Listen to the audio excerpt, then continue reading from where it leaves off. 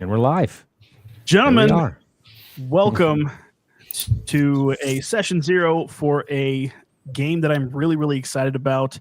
I've got some super cool guests with me here today.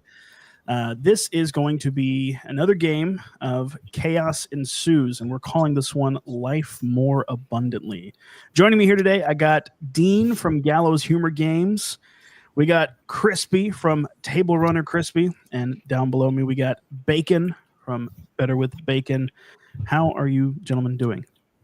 Doing great. How about you? I'm awesome. Fantastic. Excellent, excellent. Crispy coming in at the very last second, but we're very happy to have him. Into the wire. He's like this at the home plate. Safe. I was trying to beat the throw at home. He went in head first. Around the tag. Yes, exactly. It's a very close call. Very close call. We're happy to have him. And so what this game is going to be, what the premise of this game is, I guess I should pull up just so I can read what I had written down for the whole sale of this. So the basic concept is that this is going to take place in Cookeville, Tennessee, small town Tennessee, college town, but Reverend Eli Rook, he is an itinerant, charismatic televangelist from McKinney, Texas. He is going to be wrapping up his Arrival of Revival tour across the southern United States. His devout congregants give countless testimonies of the numerous miracles, signs, and wonders that Reverend Rook performs in these meetings. Reports and pictures of numerous piles of crutches, wheelchairs, and other items of the like, all the result of the touch and prayer of the faithful minister. The Reverend himself even claims on several separate occasions to have raised the dead. His following has grown exponentially cultish in the sort of context of what's happening. There's been several low-threat fray events popping up in the locales he's visited, so he's sort of leaving a trail behind him as he travels along. Per the research that's been done by the Tanalorn Agency, it's still unsure if it is a concerted effort with Chaos or if it's just collateral damage. The final stop is sort of the homecoming service. He's coming back to his home church in Cookeville, Tennessee, the home of Tennessee Technical University, and will likely be one of the largest meetings to date. We don't know what he's planning, but we need some eyes on it. So that is the basic gist of what is going down. Would I be causing chaos, which you demand ensues, if I said, what about just a tiny primer on Chaos Ensues, just a tiny one, like a 60-second blurb about it's your game? Yes, yeah. So it is my game. This is true. I have it right here, and you can't see it because my green screen doesn't like to work with it. But yes, you can get this game now. If you're watching this on my channel, you can get it in the link in the description. But what this game is, it is an investigative role-playing game, super inspired by sort of modern internet horror, a lot of analog horror, sort of SCP Foundation. It's all about tracking down and getting to the bottom of different anomalies that happen within the world. The world is made up of two distinct, unique realms, and those realms tend to bleed into one another. And the Tanalorn Agency, which is the agency that the player characters are a part of, they seek to put an end to that. They seek to prevent that from happening and to stop the bleeding from happening. But yeah, that is the basic gist of what Chaos Ensues is. If you're familiar with Esoterrorists, if you're familiar with Delta Green, very much in that same vein. Outstanding. I'm excited. I'm very excited. It's yes. Yes, yeah. Very excited. Thanks to everybody who's here in the chat. Appreciate you guys. Sure. I think regardless of whose channel you're in, be it Gallows Humor, Table Runner Crispy, Better with Bacon, or Uri channel, I'm sure, is it just at Uri Edwards? Yep. That's it. Well, I'll have a link. I don't know about these guys, but I'll have a link to the book in drive-through if you want to toss my good man here a few bucks. I think it's really cool, and I just love the idea. I don't know. The older I get, the more I'm like, wow, 70 pages? Beautiful. Instead of like 3 700-page books, yes. you know? Yeah. So I'm excited about that. Absolutely. Cool. So I guess we can get into. So does anybody have any questions as far as like the premise? We can sort of hash out details in terms of where we're starting and that sort of thing. But is it pretty cut and dry as far as what we're going with that? Yeah, Small Town USA, Revival, Homecoming. Don't Time know of what to expect. I'm sorry. 1980. Oh, time of year. Yeah. So time of year, we'll call it summer. Summer. Sweaty tent. Yeah. And as far as time in space-time, we'll say probably late 70s, call it 1979. Got it.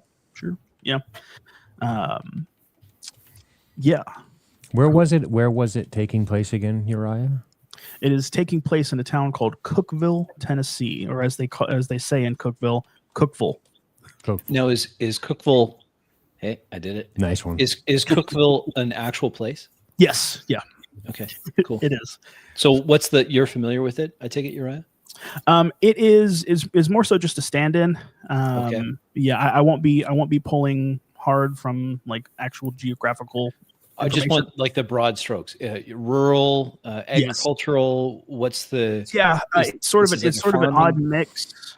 It is. I mean, it's a college town, so they have Tennessee Tech there. Tennessee Tech. Got it. So of course, sort of that college town. A lot of bars, a lot of, a lot of young kids causing havoc, pretty much. So it's not middle of nowhere like we would see in like True Detective. It's more destination town because it's a college town. Yeah, but it's still like south. Yes, yeah, it's not a big massive city. They have sort of their urban area or their more developed areas. But as far as everything else goes, it's pretty. They kind of have an eclectic mix of everything. They have sort of small town, but they also have more developed parts of the town. What's the size of the enrollment at Tennessee Tech? And just kidding. no, the reason why I ask is because I want to kind of know, like, or is this 10,000? Is it 20,000? Like, it's a significant portion of the 10,000 is good. That's actually the exact number that popped up when I just Googled Tennessee Tech enrollment. So 10,000. 10,000 students. Yeah, and it was started in the early 1900s. So we can say so it's been around for a long time. Yeah, it's kept sort of that status in the. And what are they known for? Like, what is their key? Like, is it an ag school? Is it a? It's a technical. So. It's a technical school. Yes, technical university. Known for anything in particular? The reason why I'm thinking this, I'm thinking of characters, right? So if I'm going to be a prof or something, sure, yeah, engineering, okay, yeah, engineering. Yes. Any particular branch of engineering? I mean, that's civil engineering, or is it mechanical engineering, manufacturing, electrical engineering? I'm sure they have a good swath. Okay. Let's see here. Sorry, I'm autistic detail. No, you're just trying to get a handle. Serial over preppers. Yeah, so they have everything from ag to art to biochemical. Gotcha. It is environmental, exercise science, marketing. They got music. They got the whole gamut. Adjusted for 1980. Sure. Adjust to 1980, right? So computer science is small. Yeah, right. Sure. Yeah. Okay. Exercise science is like go lift hay. Yeah. Oh, man. We're getting into disco. Like disco is going to be like the. Oh, my guy has a mustache. Probably still a position you could fill it, in the, yeah, that's right. If I really want it. Machine. My dad was a machinist. Yeah. My brother-in-law's a machinist. But in terms of and maybe this would be more session 1, but in terms of what you have for intelligence, what's the intelligence report on the preacher? I'm sorry, that's another thing I'd like to get. What's this gentleman's name again? Reverend Eli Rook. Thank you. Good name. Eli Rook. And he is going to be going. Does he normally preach in Cookeville? Yes. Yeah. Cookeville is. I have the name of the church written down. That's It okay. is. Like Is it this one of those? His Bible congregation grows, I assume. Yes, yeah. He is an itinerant televangelist, so he travels around doing these different Outstanding. What's going on, Chubby? What's going on? Hey, man? Chubby. What's going on, man? Doing all these different sort of services in the different places. His church's name is Blessed Hope Revival Center. Okay. Blessed Hope Revival. How long has he been the pastor there? We'll call it. If we know, like me, if it's Sure. not, if we don't know, then don't tell me. Like that's fine. No. I mean, this would be something that would be put into The report. to the primer, into the dossier. Let's see, 4, 5, 6, about 30 years. I imagine the church sprouted up right after the war ended. Okay. The Korean War. No. World How many War. years did you say? World War II, right? 30. Oh, So- 30. I'm sorry. Or So 30 49. upwards of Okay. Yeah. And do we know anything in this report, Uriah, in terms of like, is there a board of directors for the church or is it just a one-man show? Is it him? So he Does has he have an executive that helps him? a lot of it is family run, and It's a lot of family run? a lot of these circles, or at least the circles that I was a part of in my younger years, a Mhm. lot of these are very family run. So Okay. you can call it nepotism, but they're Yep. basically all their kids are involved in it. They're doing things. They're involved with different businesses that help to fund the church. Gotcha. His wife, Darlene Rook. Darlene is, Rook. She The is matriarch of the she is the matriarch, and they're kind of she's kind of the associate pastor. She when Charles So is it's like the women's Yeah. association and when Eli is gone, Darlene is there to kind of fill the seat, at least at the home church. they have a And then youth they have- pastor or youth minister or anything. Let's say Charles Jr. So Eli's Oh. first name is Charles. So Charles this is Chuck, Elijah Rook. Yeah, Chuck so, Jr. so Chuck Jr. He's the youngest son of the Rooks. He's practically useless. Ah, he's sort of being about how groomed. old? Let's call him. He's the youth pastor. And if you got an age on Eli, that'd be cool. Yeah, Eli is sort of in. We're tackling this like actual police. Yes. Can I get a name? Yeah. Can I get a date? Can I get all association? You know, I'm going to be looking up. We'll say Yep. we'll say late 50s for Charles. Alright. For Eli, I should say. The 50s, Chuck Jr. is in his mid 20s. mid 20s. So Eli fought in the war then. He fought in the war young, survived, came home, Yes. started a church. Okay. Oh, he's a veteran. Okay. Yes. Well, that does beg the question. How the hell did you guys dodge the draft? Because if it's 1980, I dodged it because I was a state trooper in Rhode Island. Priest. You're Yeah. a priest. There you go. Conscientious objector. That's right. Crispy's playing MLK. Oh, man. There I'm a is- Mooney. there is an Hell yeah. AI video already being made. Hell yeah, More Chubby, than a that's few. funny. Yeah. I think it's Okay. most of them. Practically useless. Charles, alias Eli Faust, the King in Yellow. You got it. King in Yellow, big inspiration for the game. Oh yeah. Super cool. Now let's see. Okay. There is you talk about other associate pastors. Eli's right hand man is a man named Gerald Dickinson, and he is married to Eli's oldest daughter, Selah.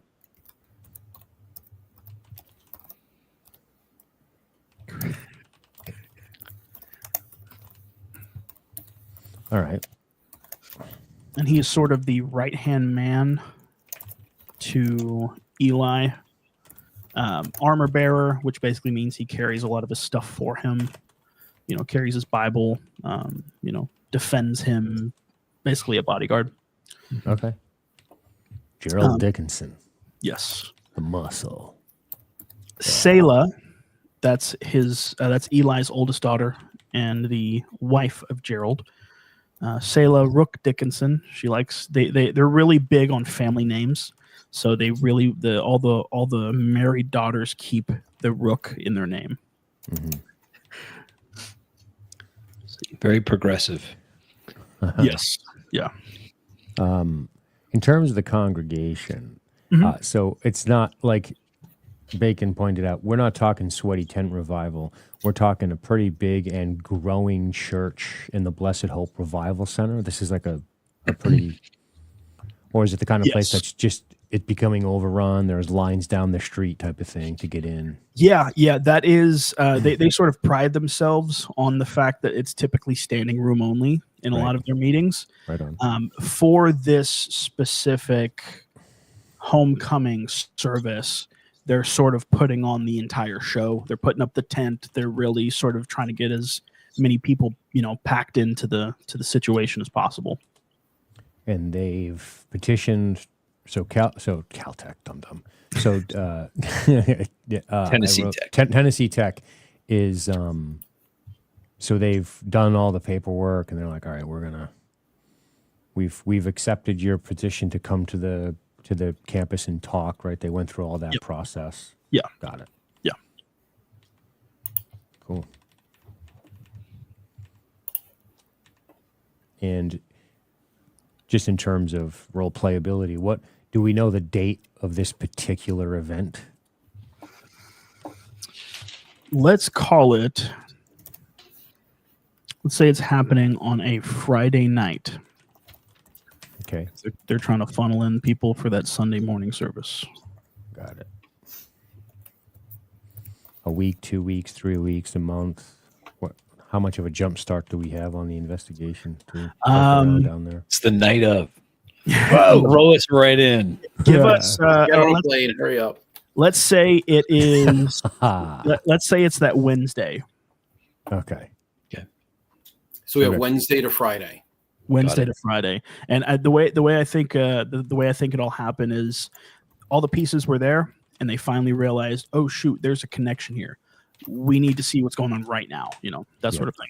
Throw them in late. Yeah. Can you give us the pieces, the known pieces, the known Frey events, or suspected Frey events around these meetings? So the services, the revival services themselves, were marked by claims of elation, euphoria. Everybody who went to these meetings was in almost, maybe ecstasy is not the right word, but in very, very happy spirits. And then a week and a half after the service completed, there was a noticeable spike in violence and violent crimes. I'm sorry, you said a week after? Yes. 7 to 10 days. Okay. Yeah. 10 days. A notable spike in violence, sort of general unrest. Like people were searching for something, and caused a lot of people to sort of shift around and start to move. So investigation. So because we don't want to stuff this thing in session 0. We want to leave some room for role. No, of course, no. I'm just looking for background stuff. No, I got you. But I was going to say, well, do we know if the people who went? But maybe that's something we can role play. Maybe one of the things we're going to do is go to the locals and say, hey, the people the guys you picked up in the violent crimes those days after, were they at this thing? Do we know that? Do we know that for sure? Right. That's I don't know how you guys feel about that. We'd probably want to know, right? Yeah, we would probably, I imagine they would have published some sort of tour schedule so that people would know when they're visiting. So we would likely have that full itinerary of where they were. Yeah. And we could count the days after for the violent events that are taking place. Yes. And then the local law enforcement be like, "Yeah, Joe, we picked up Joe. He was With- out of his head, and he was there." Yeah, with photo, because of course publicity is everything for a lot of these events. So cross-referencing pictures with criminal reports and stuff like that. What of the claims of miracles? Does that make it into a report, or is that just still part of the publicity? It does. There are the photos of the of all the crutches and the wheelchairs and the various The piles of all of That's the terrific. all just these mountains of crutches and casts and other paraphernalia used to help aid movement. Got it. Of course, a lot of anecdotal reports of, well, I had a thing in my back and he healed me of that. I had a thing of, I had glaucoma in one eye and he healed me of that. Do we have any photos of this happening? Plenty of photos of hands being laid on people. So, sort of, crowds of people, some of them on the ground, sort of what's called slain in the spirit. And that's, as far as we know, the actual laying on of hands is being done by the Reverend himself. Yes. Not his associate. Yeah. Okay. Yeah, that is of course, it's sort of a group effort. I mean, everybody gets touched by somebody in one of these meetings, but sort of the cream of the crop, the guy that you spend all the money to travel and to get the hotel room and all that stuff for, is to be touched by Reverend Eli. Pretty important to note too. No real, DNA is kind of out of pocket. There's no speed. You're talking, if you want to take pictures, you got a camera. If you want silver oxide film. Absolutely. Yeah, cameras are nowhere. Telefax. You're sending, if we need information to come to us from a Tantalorn safe house or from HQ, we need to be at a fax machine. We got to wait. Yep. I love that shit. Now, I will say, I don't mention this in the book, but I am totally okay with the idea of this super secret organization being pushed a little bit forward as far as technology goes. Having access to some newer technology for the time. Like nothing to, a bag phone, Yeah. Maybe it's not as sophisticated as an iPhone or something, but it can get the job done. May not be perfect, but Awesome. good enough for government work. For what it's worth. I can't believe I have to, in my escapism, I have to play out as a government person. This is a real stretch for me, Yes. boys. Yeah. We're still waiting on that white collar game to hit on the Ultimate No Prep Challenge, and that's just going to be Crispy Luther King Jr. CLK. Yeah, that's right. Pro tip: yellow is an underused color in dungeon room descriptions. Nice. true. It's a lot of greens. We typically see a lot of greens. Yeah, like a sickly pallid yellow, or like that diseased yellow. Ugh. Yeah. Known associates, says Brian. Cthulhu. Shugoth, whatever. Shoggoth. Shub-Niggurath. Niall Arthotep. I know them all. Sure, Neil. We got you. From the That's top, all right, everyone. Gentlemen, Thanks very for much sharing. in that vein, Chubby. Hell That yeah. is precisely. Nicely, Neil. Yeah. Tantalorn agents, what are our rules of engagement? No murdering innocents. You do not have a license to kill. You are not James Bond. You Okay. are No license to kill. no license to kill. Of course, if it's self-defense, that is one thing. Basically, if the law gets a hold of you, it's not necessarily like Plausible deniability. yeah. It's the tenets of action as per the ethics code of the Tantalorn Agency. You uphold order. humanity, civility, and rationality, and you protect human life and dignity. That sounds like a license to kill. Yeah. Oh, right underneath that, it says prohibited activity. Prohibited activity, unprovoked assassination of human opposition, use of excessive force or torture, stirring up public distress, intentional cooperation with chaos and associated forces, revealing any information regarding the membrane, the two planes, or the agency itself. Yeah. So let's talk about that if you guys are cool with that. Mhm. So a couple things. Law enforcement in 1980, I mean, you know, rubber hose, maybe we detain people we shouldn't, the regular sort of bullshit. But outside of that, you have the agency. So agency secrecy above all. So we can't roll in and say, oh, we're federal agents, here's our badges. That doesn't exist. Do we have a cover story? Yeah, how do we get access? We can talk about that. So that could play into, and it does play into your character's backgrounds. So, for example, in the game that I played with Elf Hunter and Nicholas, my character was an FBI agent, and that I really leaned heavily on that in order to get access to different places. Obviously, I don't think any of your characters are FBI agents. Crispy's still up in the air. You might have the smoking gun here, buddy. Well, I'm a priest, and I can likely get into places that most others can't, but not like I'm not talking about like police offices. It's like, you know, hospitals and whatnot to issue last rites. So I have some access, just not like an FBI agent. Yes. So one question would be, to be recruited into said agency, did you have to experience your own event? Yes. Okay. Yes. That's a good assumption. If in why would they contact you otherwise? Right. Unless they thought you were exceptionally skilled.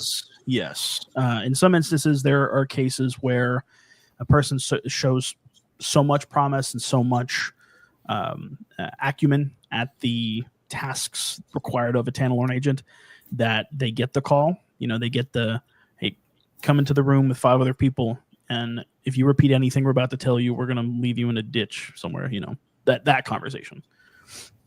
They're made basically. I'm happy to be the agent, like attached to an official agency. My thinking is I'll be a treasury agent, and I'm looking into tax evasion by these televangelists. Nice. Oh, that's good. That's good. Oh, and on top of that, let's say I'm a Vietnam vet, and I have a pronounced limp, and so I have something that, you know, could be healed. Sure. But official capacity as a treasury agent. Yeah. I dig it. I was thinking that my character was from like an Italian family, Catholic, pretty religious. You know, I said my novenas, I did what I was supposed to do, God bless. But I wasn't, you know, I did what I was supposed to do, right? But I was thinking that he was a guy who, you know, stocked shelves overnight, kind of had nowhere to go. His father was a mill worker, and then he was like, I guess I'll try to work for the state to get a pension. Sure. So he becomes a state cop in Rhode Island for a while. And then I want to think something happens to a guy he's riding with. The event centered around him. He disappears. I witness it. My story isn't great. I get shit canned from the state police. Sure. I have a passion for photography. I like to take pictures. And I'm was kind of lost for a while, again, back to odd jobs. But what he would do is he would moonlight with his camera and go back to the scene and look around and take shots and try to like, I know this, I know I'm not fucking crazy. I know this happened. And just be like a dude with a, you know, a former statey, you know, so he's got, you know, he's got a little bit of a crawler, kind of like a nightcrawler, but was a cop. Sure. You know, like an obsessive kind of like, I know I saw some shit, man. Yeah. Right. His hair's getting a little long. He's got a big, thick mustache. He's, you know, fallen away from his days as being a sharp trooper. And then maybe they pick him up. Maybe, you know, so why would they use him though? I guess that's what I got to think of. Crispy's in Bacon's skill set is clearly useful. Sure. Right.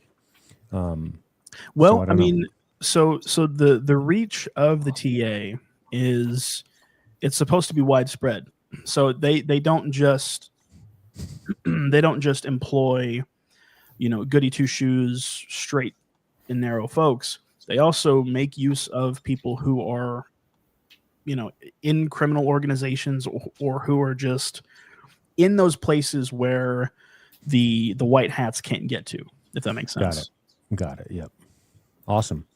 All right. Yeah. So a guy, because of his law enforcement training with the state police, maybe he kind of, maybe he knows his way around, knows how to bullshit. I imagine him kind of like a fast talking bullshitter who, like Nightcrawler, can sneak around and use his knowledge of the law to circumvent it. Like maybe Crispy's character's like, I don't know about this. I'm like, I'll go in. Like, I don't want you to get fired. And but I see him having a really interesting relationship with both of these other characters. So do I. With a Catholic upbringing, I think there's a part of him that does truly believe. So I don't know. I might join the tent revival after. I'm just saying, keep an eye on my guy. He might go, I'm with him, man. I'm healed. Yeah. That's good. Yeah. No, that's great. Yeah. Right. I'm interested to see how that, because I love the fact that y'all sort of leaned into the religious aspect of it, because of course it is. And I've been thinking a lot about how religion plays into the world of Chaos Ensues and how those questions are answered. Is there a God, that sort of thing. And I think that's all that sort of stuff is above and beyond the concept of the planes, above and beyond the concept of reality, Cool. But yeah, I think I'm really excited to see how these characters come out. So, Dean, do we want to? I guess we should start talking more about characters and character concepts. Maybe do some character generation. Yeah, that's awesome. Let me get my notepad. Yeah, buddy. My physical notepad, not like you animals. With all your infernal tech. Okay, I'm glad I'm not the only one. Oh, nice. Yeah. Old guys unite. Yes. Right. Oh wait, we're supposed to be taking notes? Just kidding. I could hear you kidding. Nice try. This will make Elf Hunter happy. That's a Mithras character sheet. Hey-o. See that? Elf Hunter's like, oh my god. All right. Cool. All right. So there's sort of a methodical process to creating a character. The beginning part of creating characters, you come up with a descriptive sentence, and Dean has already pretty much given us his. So I guess we should. I'll refine it, but yeah. Yeah. Bacon. Now, of course, this would be something that you sort of have to yourself. It's not something that goes on your character sheet per se, but it's just something that you have sort of in the back of your head, or smack dab in front of your face somewhere, just to give you that refresher. So, Bacon, you had a little blurb in the Discord chat. Yep, I got it here too. If you want me to read it. Cool. Yeah, go for it. All right, so Father Edmund Merriweather, he's a devout Catholic priest and Tanelorn agent.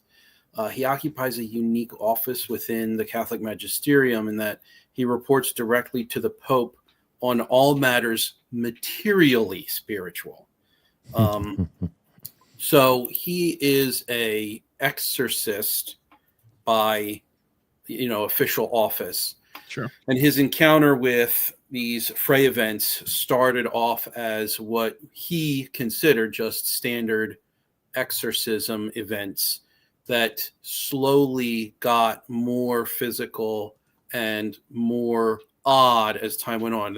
He's taught that there's a particular standard methodology to witnessing, to conducting, and to the prayers involved in being an exorcist. And he was experiencing some very odd events with regard to material components to these exorcisms that he would conduct. So he was eventually contacted by Tanelorn, but his devotion to office and magisterium led him to report that directly to the Vatican. And so now the Vatican is aware, but because They are, and I think I maybe explained this behind the scenes. You can either take the cynic route and say they don't want to lose power, so they don't want to admit that there's these other spiritual or, alternate dimensional beings, or they would prefer to protect their global organization and the souls of their adherents by essentially ignoring it and conducting business as though these things were not ongoing, though they are. So they're aware and they're managing, but it's a very insular type of management of these events. Sweet. Awesome. He is very busy in 1980 too. Yeah. Yeah. 1980, it was like post-Exorcist. The film caused a lot of hoopla. Yeah. Yes. It's about him, actually. Yeah. There you go. There you go. Father Merrin. Edmund Merriweather. You can just call him. You can call him Ed. Yeah. He doesn't stand on formality. A lost soul on the edge of degenerative violence against non-believers to restore his own confidence in himself as a warrior of faith. Every paladin ever. All right. Crispy. Solomonic Knight. Yeah. Okay. So I was just trying to come up with this descriptive sentence. What I've got is William, he goes by Bill, of course. Bill Owen, up and coming, ambitious treasury agent. And tenacious, like his nature is tenacious. He once he's on something, he can't let it go. As a researcher, I'm going to say his Frey event or his peek behind the curtain of this, what's actually going on with the, what did you call it? The I wrote it down here. Yeah, what was it called? What thing? Describe the membrane.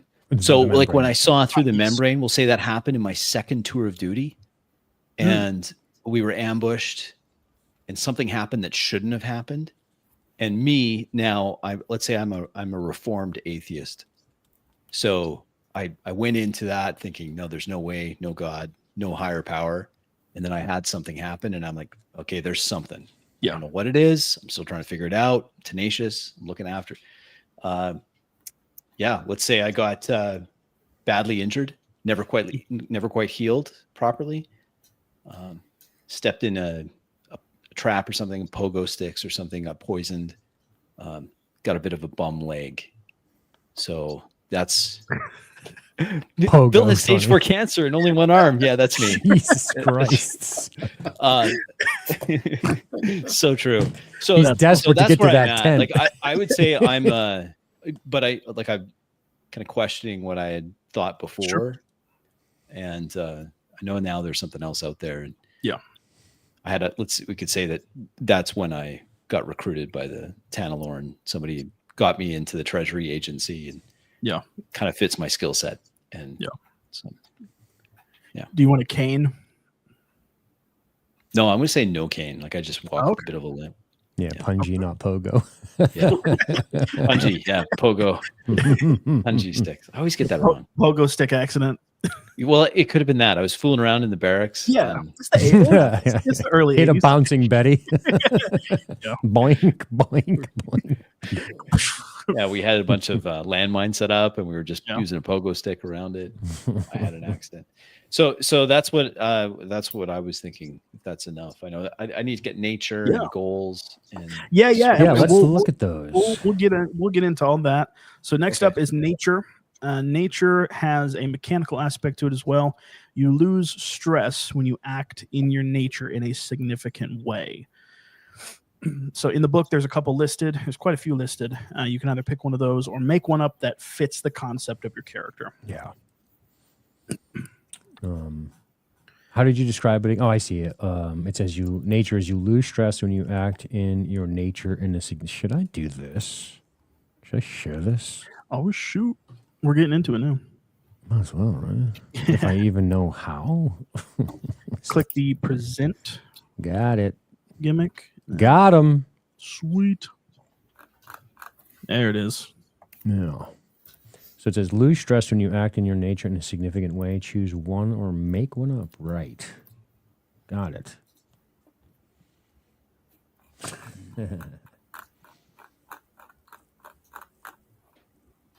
All righty. There's some interesting ones there. And we talked about this on the session 0 of the one that me and Elf Hunter and Nicholas played. The nature doesn't necessarily have to be good or bad. So if you're a bully, it doesn't necessarily mean that you're shaking people down for their lunch money. You know, you could just be having fun at somebody else's expense. Got it. Now, of course, con man, that's a little bit more on the nose, but you know, you could be a principled con man. You only con people who deserve it. Yes. Yeah. Yeah, I imagine my character's name is Nicholas Gallo. I imagine Gallo is this kind of guy who's just like, he's a little paranoid because of what happened, because he got put through the ringer with the state police because of all that stuff, losing his job and, you know, falling back on one of his passions, which was photography. And just, he would probably be, cops make really good liars. I know a lot of cops. And I think he'd probably be a good con man because he's afraid to be honest. Because when he was honest, he lost his career and almost got brought up on criminal negligence. But instead, they just shit-canned him without. Because I think my fray event will involve, you know, another officer who was with me and was never found. Sure. You know, maybe the state police are still. Maybe there's still some guys out there who are like, man, I don't know about this guy. I don't know about this guy. Best he just goes away.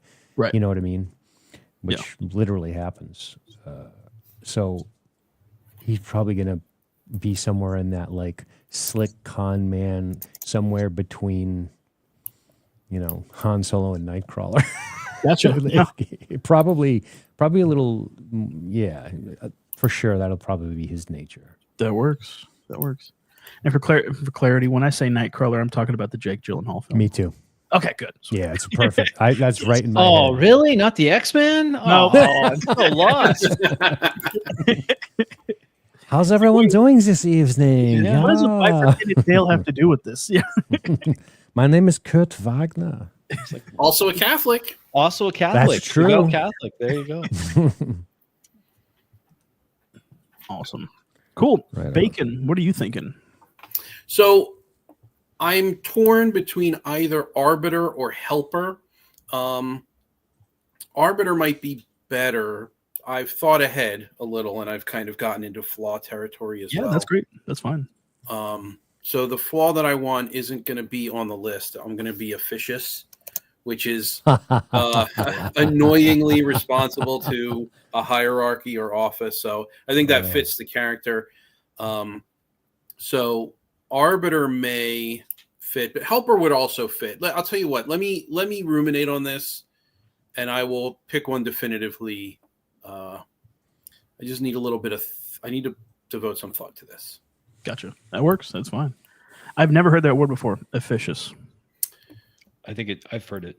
It's good. Yeah, I like it. Good word. Good word. It's a good word. All right, Crispy. Okay, so nature. I'm going to go with winner. I like to win. Sweet. Sometimes that might mean I bend the rules a little bit, but if I get the big closed case, if I break the case, you know what? At the end of the day, I win. Yeah. Flaw is impatient. Sorry about that. I don't like waiting. Okay. On things now. And I get ornery if I'm forced to wait. Cool. Especially if it's just some silly thing that's keeping me from winning. I'm going to make it perfectly clear. Crispy is Dean, not the role-playing character's worst nightmare. Yeah. A Treasury federal agent who wants to win at all costs and is completely impatient. Yeah, I'm going to have nightmares about your character. He's the scariest entity in the game. Yeah. Yes. I'm a force of nature. So that's my flaw. And I've got for a goal, other than thwarting chaos, I want to answer the big question, which is, for me, why did I survive when everyone else died in my platoon? So I've got a bit of a survival guilt thing. I know there's answer. Sure. I just want to know why. Why did I survive? Yeah. I'm greedy. It's never enough. More. Nice. I want more access. I want more answers. I'm probably impatient at times too. Yep. Which is, yeah, it's like a Northeasterner on rabies going down to the South where everything moves slow. Yeah. So it'll be perfect. Sweet. Chubby states, my flaw is naive. I believe that people are capable of independent thought and solving their own problems in a calm mode. Doesn't matter. I am, of course, wrong. Yes. What's up, Max? He says only Catholics survive in Lovecraftian scenarios. Because they're immune to dread of consequences. Uh-oh. Cool. Alrighty. Hell yeah. We've kind of gone a little bit ahead as far as getting into some of the goals, which is fine. This is great. Let's see. So Dean, you gave your goal bacon and crispy. Sounds like a name of a restaurant. Crispy bacon. See how we yeah. It's your So I think I went over mine. It's just that I want to answer the big question. Yes. Yeah. Why did I survive? Right. Yes. All my buddies didn't. Why? All right. Mine is going to be then to faithfully serve the church and her people. Beautiful. That's also big time survivor's guilt. Is why did I survive? That's like a gnawing question in survivor's guilt. Nice. It'd be cool to see how your two characters sort of bump into each other and play out. Cool. Which two? Yours and Crispy's. Dean and Crispy's. I think with both of you sort of having that. Chubby. Jimmy Dean, crispy bacon. Nice. Guys, we've got $1 million idea. Yes. There we go. Yeah. We'll give guys, Chubby I got like an 5%. And a $2 million copyright lawsuit. Cool. Awesome. All right. So we can get into some characteristics now. So how this works, the characteristics are it's kind of like a point buy system. You have different pools of points that you distribute into different categories of characteristics. Each category of characteristics has 3 characteristics. You got physical, mental, and social, and they are broken down into their 3 individual aspects. So what you're going to do is you're going to pick one category, either physical, mental, or social, as your top pick, and all scores start at 1. You're going to disperse 6 points among those characteristics. So I recommend you do this on a scratch sheet of paper. And well, you could do it on your character sheet too, but just for now, I'd say do it on a scratch sheet of paper. So for physical, you got agility, which is your speed and reflexes. You have strength, which is your physical strength, and also your looks. So that's kind of your beauty stat, I guess. And then you have stamina, which is, of course, endurance. For your mental stats, you have intelligence, that is your knowledge and recall. Resolve, that's your determination and fortitude. And then wits, that is your mental sharpness. And of course, for social, you have charisma, it's your charm and influence. Manipulation, that is your deception and fast talk. And then composure, that is poker face and calmness.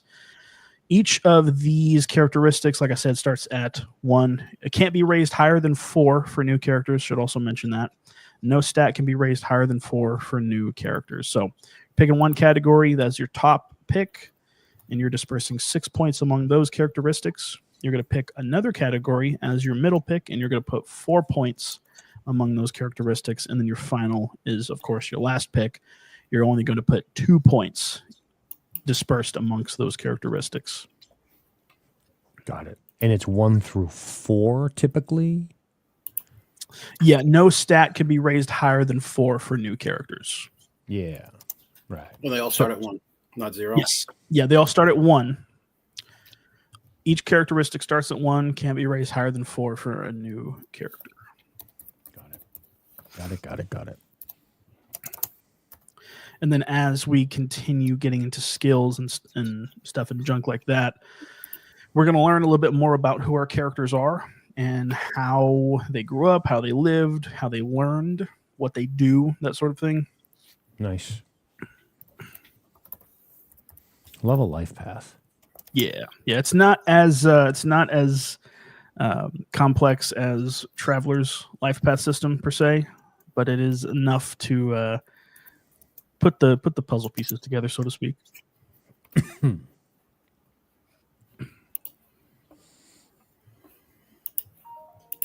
And everything starts every one of these starts at 1. Is that correct? Yes, sir. Okay. Yes, sir. And then top is 6 points to distribute. Mid is 4. Low is 2. Yes. Okay. And there is an error in the book, in the little scribble. Yeah, I was going to say that it's not adding up. Yeah. Okay. Yeah, that is. I'm working on a remastered version. that was the first thing that I fixed. All right. Cool. Life path is I love life paths, by the way. Yeah. Yeah, me too. Yep. So the way that skills work in this game, every skill is the sum of 2 characteristics, and the characteristics are dispersed among the different categories. On top of these sums, you're going to be adding bonuses as a result of your agent's life path. Mm-hmm. These choices for your life path also give you contacts, which are a really cool part of this game that allow you to basically get help in a pinch. You get to talk to people who are a part of your outside life, because Tantalorn agents, they live in this sort of in between moment where they're balancing a day job, a day life, with their clandestine aspect of being a part of the Tantalorn agency. So you get to pull from people that in your normal life to help you in times of need in your work. The Pope. Yes, yeah. Oh, I mean, come on. only he can answer the question that plagues everyone's mind: is the Pope Catholic? Max is like, what is this game? Yeah, this. Well, if you're actually asking the question, this game is Chaos Ensues. It's the game that I put together and is out on Drive-Thru RPG right now. It's Uriah's game. Yeah. It's an investigative RPG. The players are agents of a clandestine organization that seek out anomalies and things that go bump in the night, and they make them go bye-bye. That's a terrible pitch, but I promise it's a cool game. It strikes me. Well, it's kind of like X-Files a little bit. Sure. Versus they literally are presenting as they are. They're not secretive. Yeah. Just I'll tell you, the more I think about my character, not to go completely backwards, but should he have just always been in like the news world and then tried to write a crazy story about what he experienced and then he got shit canned and kind of pushed into the shadows? That might make more sense than... I'm trying to think, what's the benefit of having been a state cop in terms of my character? Maybe it makes sense if we just take that off the table. Then he doesn't have to be like a physical guy. He can be a little more, Yeah. It can be a little more slimy. Yeah. Maybe that's what he did. Maybe he did pick something up. Maybe he did catch something on the camera and he wanted to write a story about it. He wanted to go in front of the camera and say, this was my experience. And like, get the fuck out of here. You're crazy, man. Yeah. And he gets shit canned. But he'd have to be skilled enough in that world, know how to be persuasive, how to write a story, how to get access, how to gather evidence, how to investigate to be useful to the agency. So I think I like that. I think I'm going to scrap the state police idea entirely. Okay. You guys okay with that? Yeah. I think it's better. Yeah, I like it. Cool. So one of the big influences, what really kind of kickstarted me putting this game together, was the book Red Dragon by Thomas Harris. I'm not playing. What's his name though? You're not playing Freddie Lounds, but I freaking love that character. He's the slime ball, sleazy, a lot of nonsense, but anything to get the story, and I freaking love that character. We're going after Francis Dollarhide. Yes, the Tooth Fairy. Do you see? Yes. Do you see? Who was it? Was it The Simpsons or was it Family Guy that parodied that? I don't know. Actually, it's really funny though. Yeah. Hellfunner says there are a lot of cool inspirations in Uriah's appendix. Yeah, it's a Appendix cool N, book, yeah. guys. Definitely check out the link in the description, which I will have after the live session. I'm sorry I don't right now. It's all good. I should have posted in the Discord just to give you all the chance. Like maybe Tantalin orchestrated the chicaning to cover the tracks. Ooh, that's a great idea. That's up to Uriah. I'm cool. So I'm just going through the culture, education, career. We just pick what we want, then adjust the character sheet. Okay. Cool. With skills.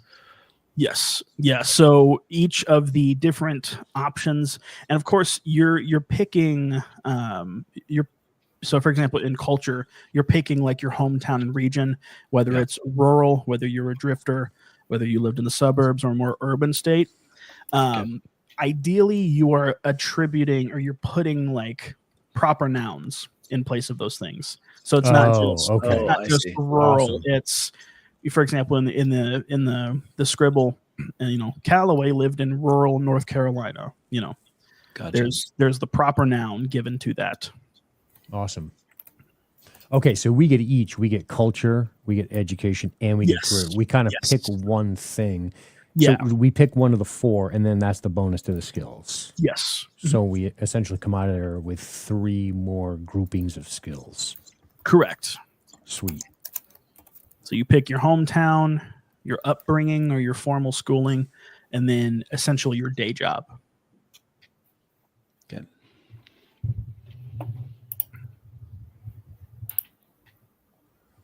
And on top of that, you're going to be adding personal skills. So these are indicative of the personal disciplines that an agent has practiced over the years. And you basically get to put these wherever you want. Awesome. Now, do you have a cap on?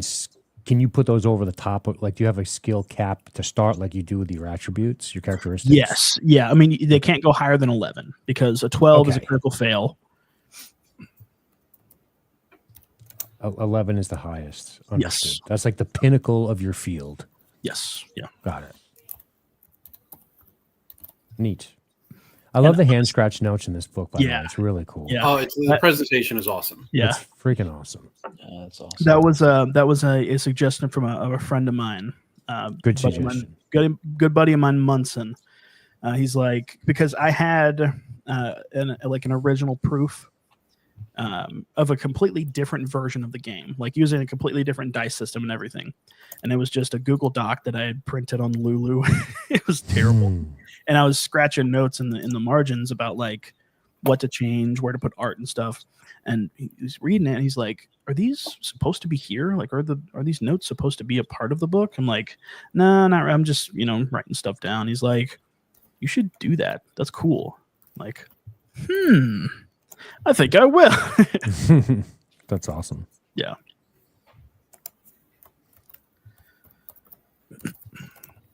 Cool. So let's go ahead and if y'all are cool with it, we can go ahead and start kind of laying out some of the proper nouns for the different life path aspects. So we've sort of gotten into it a little bit with just talking about our characters.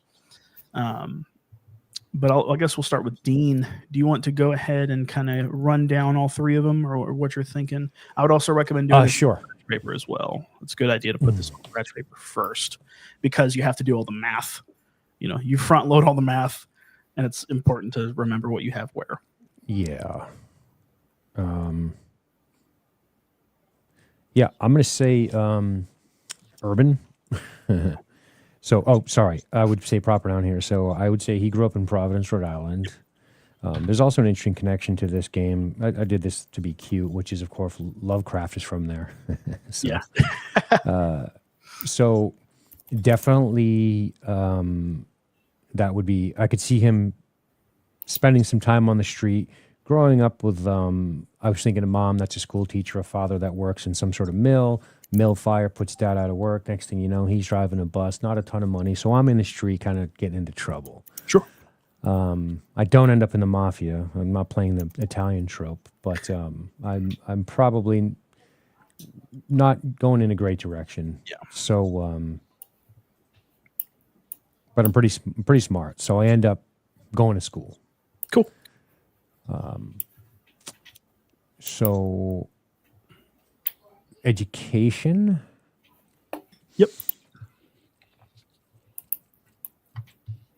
So he's probably somebody who had like a formal education. I don't know. So STEM, that is of course science, technology, engineering, and mathematics. Humanities, humanities, that's more of like your history, your your art, more of the artsy fartsy kind of stuff. Sure. So I mean, I think journalism, would fit in that category. Yeah, he didn't know. Sure, yeah, like yeah. everybody else, Yeah. you know, he has no idea, and maybe he just kind of stumbled backwards into it. Mm-hmm. Yeah, all right. So yeah, humanities works. Cool. And then clearly communications. Sure. Yeah, which would be working for a news agency. He probably started off driving the truck, probably started off handling the camera, probably started off, chasing stories. That's what he wanted to do. Nice. Story chaser.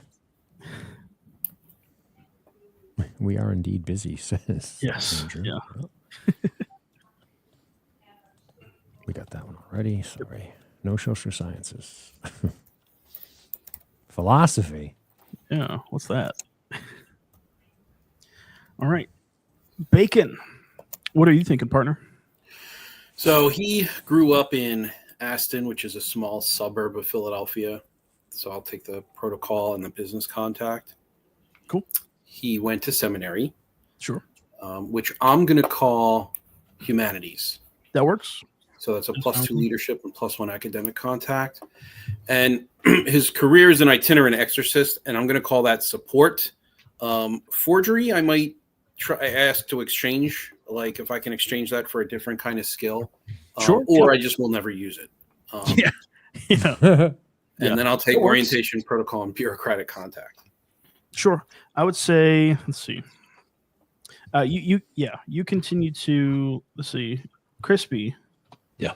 Why don't you go ahead while I'm looking at the skill list? Yeah. And think of Where is the master skill list? Should be in the book. Is it past sanity and all that fun stuff? Oh yeah, here we go. Got it. Yep. Yeah. Are you okay with us manipulating the skills as written? Meaning not manipulating it as written, meaning like he's doing exchange and something that might make a little more sense based on the backgrounds we're coming up with. Yeah, okay. I'm totally cool with that. You all right. you all have carte blanche. I don't imagine my guy much of a leader. That's why I say that. No, that's fine. All right, cool. Definitely not a leader. Yeah, philosophies and communities for sure. Elf Hunter is correct about that. Bacon, you could do bargain. That is also intelligence plus manipulation. Let's do that. Okay, bargain. Sounds good. I feel like you'd be good at, dealing with people who are at their lowest. Yeah. Okay. Let's go with that. Got it. Did you read yours already, Crispy? I was busy flipping through a book. No, sorry. What do you want me to go through? The ones I picked? Yes. Yeah. Your culture, education, and career. Gotcha. So urban. I'm going to go with South Baltimore. Nice. Oof. School is the school of hard knocks, baby. Had it rough. And I'm already, you've said this, but I'm up and coming, hardworking agent for the Treasury Agency. Sweet. Cool. Nice. Awesome. Alrighty, let's see. So I'm just accumulating all sorts of low life contacts. Just, that. Awesome. Yeah. You got all the common. I have 2 low life contacts and 1 informer contact. Sweet. Heck yeah. Cool. So I went with agency. I instead with the agent, I chose clandestine. Like I'm more of a, not the office agent. I'm in the field. Yeah. That works. All right, let me see here. Yeah, man, you're doing audits and whatnot. Yeah. I'm showing up. I want to see your books. Where's the minute book? Excuse me. I need your minute book. Dear God. Yep. So we got personal skills up next. This will be something that y'all will disperse amongst your skills whenever you actually fill out your character sheets. Done. And do all the math and everything. Mm-hmm. I need to. I would really love to figure out a way to make it fillable, or like auto fillable, where you. Oh, so do I have to add these like stress and resolve, and then it gives me the number, or is it just the number and then? Because I'm looking at the character sheet and it has this little box to check off next to each skill. Do you see what I'm looking at? Like, Okay. So you mean like, so next to brawn, for example, I got a 3 in brawn, and then it says strength and resolve. Plus resolve, yes. And then the little box that is for your advancement. So when you successfully use a skill, you mark it very, very similar to BRP. Call of Cthulhu, things like that. Just mark when you're using it. Got it. Yeah. It lets you know. So if I put 3 points into brawn, is that it, or do I add the characteristics to that number? Yeah. So what you're going to do for your skills, you have, for example, with athletics, you have agility plus wit. Yep. Each skill starts off as the sum of 2 characteristics. So you're going to add those 2 characteristics together. Got it. Then you're applying the bonuses from your what's it called? Your career, your education, and your culture. Yep. And you have a pool of extra points that you can add to different skills. Right. So 1 skill you get +5, 2 skills +4, 3 skills +3. Correct. Okay. Got it. Yep. Not that I think this really matters, but I'm assuming reasonable restriction on you probably don't have demolition unless you're trained, right? Yeah. Shit like that. I would think so. Like, or did you think that? Did you not really care? To be honest with you? Not really. I mean, it tends to be, if it wouldn't make sense for you to do it, then you're probably not going to do it. Correct. Role play. Yes. Yeah. They say that fixes everything. It does. It fixes a lot. Yes. I'm not I've heard convinced that going everything. around. It's going around. It's catching on. Yeah. All right. Okay, So I see why you want this to auto add, because that would make this really fast. Yeah. very fast and not as tedious and painful. But like I said, all that, I will let you all do that in your own time. Yeah, naturally. Gotcha. So we can go on to hit points next. Okay. So this game has hit points per location, very similar to Mithras. You should ask that. You see, this guy wrote a book, specifically to but yeah. So hit points per location. Basically, attackers should aim at a location. If you don't claim, if you don't declare a location being aimed at, it's understood that you're aiming at the torso. Different locations have different penalties to the skill. So if you're aiming at a limb, it is a -1. So you're going to take your, I believe it's melee, and you're going to subtract 1 from that number you're rolling against, and that's your skill number you're going against. If you're aiming at the head, it's -3. Of course, full combat rules are explained at a later section. Got it. Done. Awesome.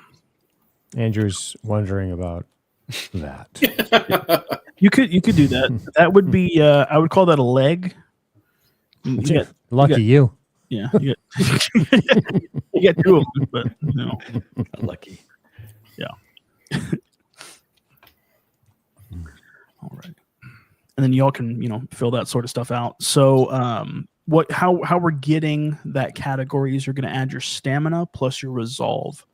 Yep. And that's going to give you a number from 2 to 12, and that will inform your what category of hit points that you are in. Nice. Same with sanity. Yep. Yeah. A lot of this game is based on just adding different things together. Imagine that. Yeah, like BRP. So your sanity is your composure plus your resolve plus 4. When you are confronted with situations likely to weaken an agent's sense of reality, you're going to roll 2d6. Of course, if the sum of the roll is under the current sanity score, you're going to lose a number of sanity points equal to the difference of the 2 dice or the value of the lowest die, whichever is lower. Gotcha. So you're not getting screwed out on rolling a 5 and a 1. I'm assuming you'll call for these checks when you're GMing. Yes, but I also trust that you all will role play them in the moment. I do not mind. I do not mind that if you deem something is threatening your sanity, that will cause you. You'll go ahead and roll for that. Okay. 1980, I believe this game takes place, or 1979, right in that area. Late 70s. I think the book says 60 to 90 is where it's late 70s to late 90s. Okay, sorry. Yeah. Of course, you could play it whatever time frame you want. You just have to take into account the technology of the day. Yeah. So next is stress. Stress is a cumulative measure of the mental and physical strain that an agent faces in the course of his work. It is also a, close your ears, Conway, metacurrency. I'm just teasing. It allows an agent to forego a skill roll or to generate a new contact, and that is your stamina plus resolve. So the same as your health. Yep.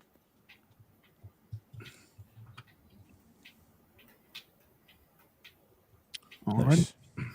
And we can get into gear. Yeah. Talon agents are equipped with a few basic pieces of gear with a chance to purchase more gadgets to use on their investigations.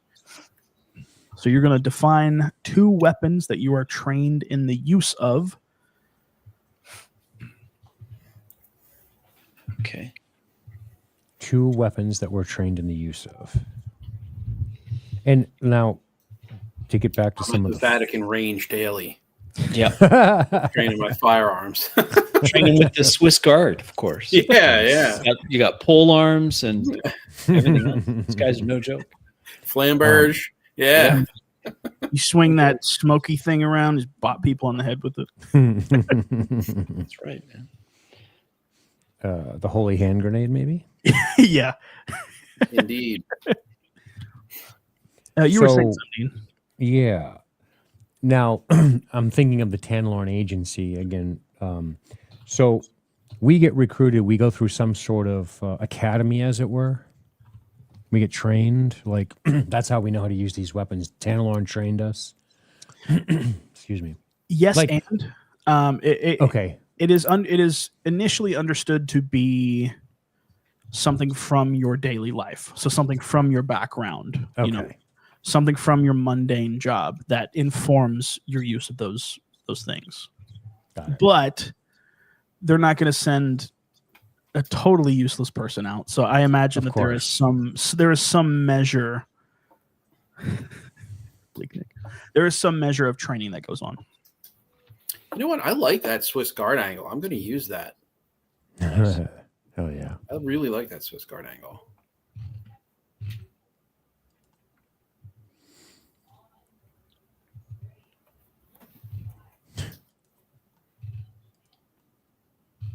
A sensor. That's what they call that thing. The smoking thing. Gotcha. Swiss carry Glock 19s, nice. And But it's 1979. Yeah, that's true. Have those.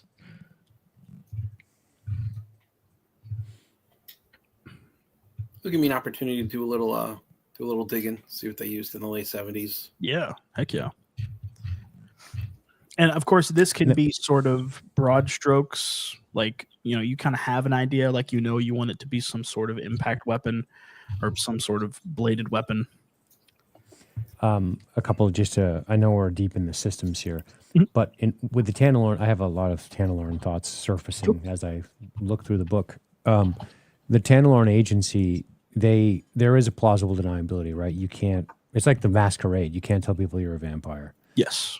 And if you do, you're subject to whatever horrible reach they have, whatever they may or may not do. Or you just get burnt. You get a burn notice. You're not in. You get a burn notice. Bye bye.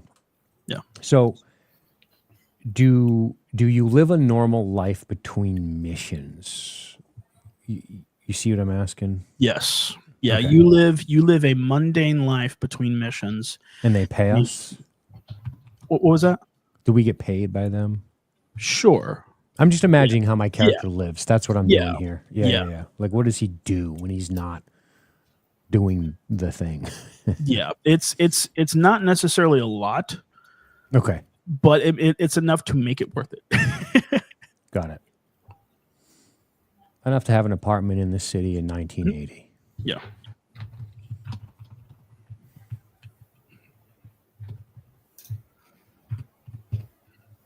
So what are you thinking, Dean, as far as your weapons? Something simple, man. He probably has a revolver on his ankle. Nice. Maybe in his waistband on his back.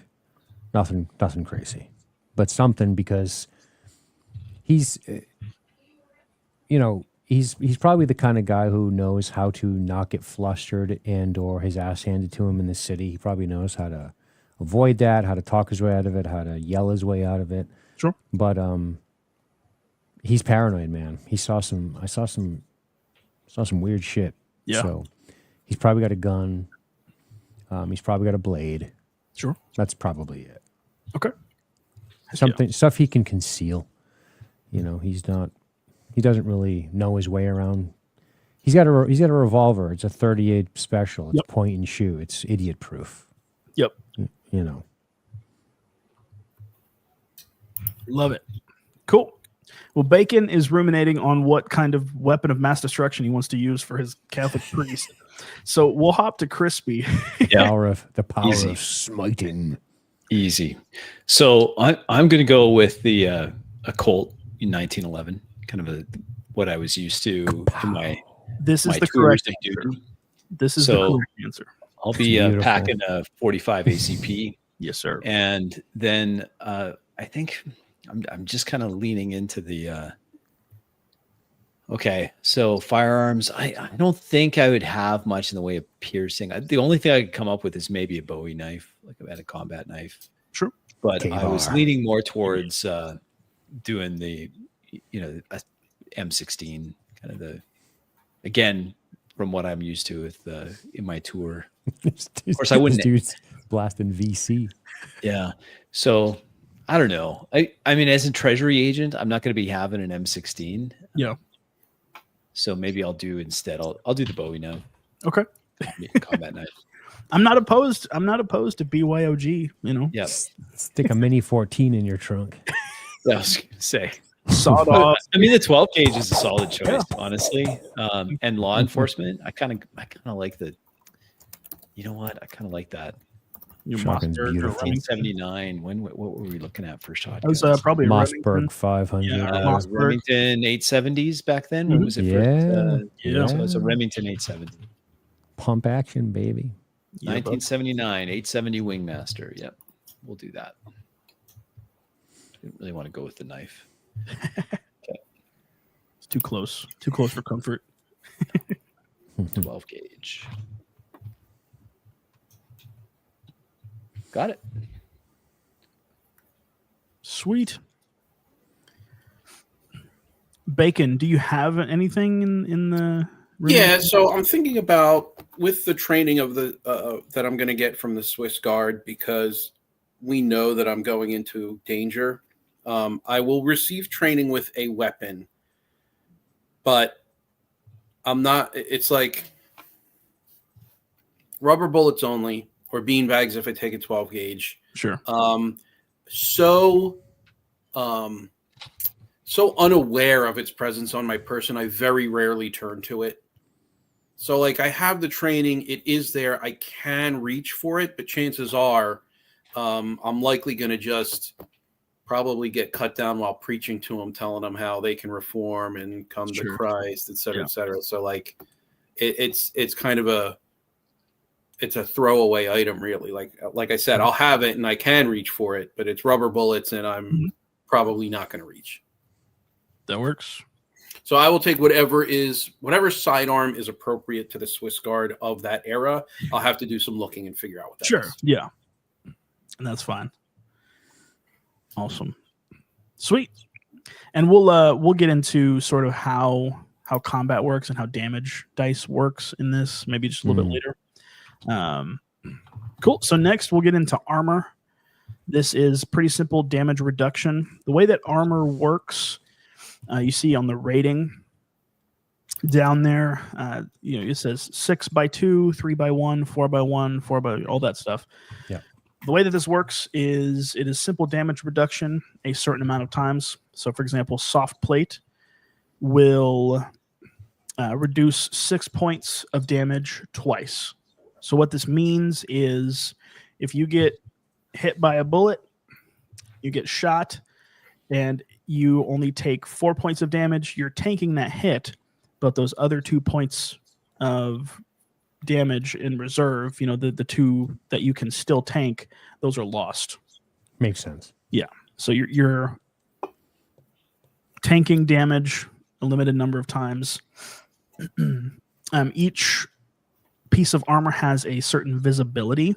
So, for example, soft plate is low visibility, meaning you can hide it in a t-shirt. It's not completely invisible. If somebody hugs you, they're probably going to feel the bulkiness. They may not mention it, but they're going to notice that you got something underneath. Light plate, that is sort of your ceramic plate, only reducing 3 points of damage one time. Of course, that ceramic plate, once it's cracked, it's done. Same thing with the heavy plate as well.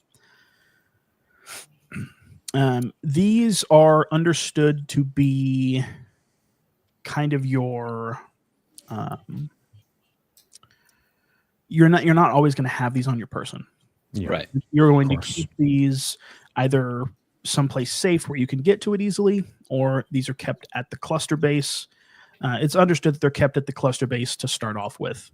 But you have to go get them and put them on. You're not just going to be walking around in military garb all day. You're going to look at a place. Imagine, a Catholic priest walking in with a, flak jacket on and a World War II helmet. It's going to go collar and a flak jacket. That's me. Yeah.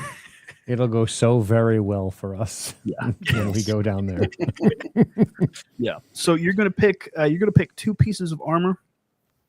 I'd say for this one, so this time, this sort of age, Kevlar is very primitive. Yeah. I will say that at least one of you can have a Kevlar plate vest. My guy, to be honest with you, my guy probably would never even, he'd keep armor in the trunk of his sedan because the Tantalorn Agency suggests that we have this should things go tits up. Sure. So I'd probably have it, but I doubt I'd wear it much because I'm more slinking around. Right. But if the Treasury office is like, let's kick a door in, I'll be like, I'll take a vest, I guess. Cool. Yeah. Sorry about that, Crispy. Yeah. I'll take a vest. That'll work. I'm sorry, you had explained this. The 6 is how much? That is how much damage it reduces. So you get hit with. You can do that twice. Yes. That's it. Yeah. Okay. Yeah. But if you, it's kind of a it's kind of a give and take, because you can tank. If you're lucky enough to have the enemy roll low enough, you may be tanking all of the damage, but if you have any left over, it doesn't. Yes, that goes away. Yeah, got it. But it's expensive because it's concealable, and it seems to be the best. yeah, and especially for the time, this time of history, with it being so primitive, it's going to be pretty freaking expensive. When you say warning carrier, that's deployed with a vest. Yes, yeah, you're wearing over the head, over the shoulders, that sort of thing. I probably have a light plate then in my trunk. Yeah, I probably do too. It's probably not. Cool. That's probably what it is. He probably wouldn't. He probably wouldn't. If having to wear a helmet meant wearing a helmet, he wouldn't go. You see what I'm saying? Like, he'd be like, no fucking way, I'm not going in there. What am I doing? And that's fine. That is okay. Yeah. What I'd say then is go ahead and take an extra plate, like a plate couple and vests. Yeah. Bacon. Yes. Do you want the Pope Mobile? Yeah. You guys are all the armor. Nah, no Pope Mobile. Probably like if I'm taking a car, it's going to be like some kind of like Secret Service issue. Sure. Black SUV. It can be marked or unmarked. I don't think I would care. I'll just take whatever I'm given. Gotcha. And as far as armor, I'm assuming you may have something in reserve. Similar situation. It's a debate. I have to figure out whether my character would it makes reasonable sense because he knows he's going into like extra planar danger for him to take some plate, but at the same time, like, he's a priest, doesn't he just trust his faith in God to get him through? So I need to really sit down with his character and get inside the headspace. Kind of like the idea of the plate carrier is disguised in your priestly vestments. Yeah, that would be really cool. That would be really cool. It's like everybody thinks he's just really built and bulky. He's just like kind of a solid priest. Yeah. He's got level plates on. Can you please have a Bible that's hollow with a pistol in it, please? Of course. That's just I'll consider that just for you. Yes. Yes. It's funny.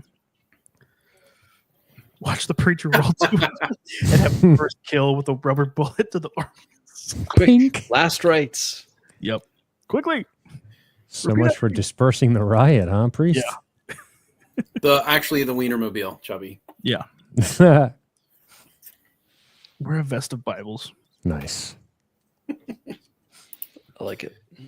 I'm driving a 1977 Oldsmobile Delta 88. Big old American car. Nice. Oh, I said SUV.